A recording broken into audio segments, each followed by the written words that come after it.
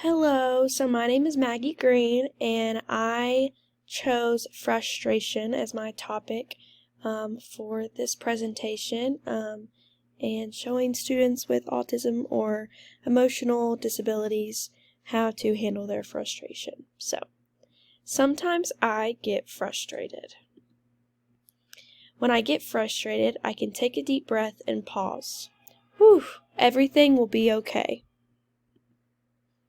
I can talk to my mom and ask her to help me to get through the situation. Mom, can you help me through my frustration? Of course, let's talk it out. We can get through our frustration by taking a deep breath, counting to 5, and discussing why you are upset. My mom will help me talk out how I can get through my frustration.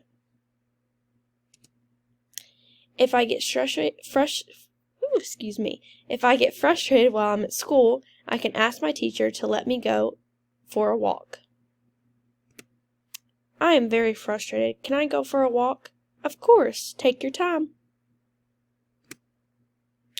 I've learned that it's okay to get frustrated as long as I know how to handle it.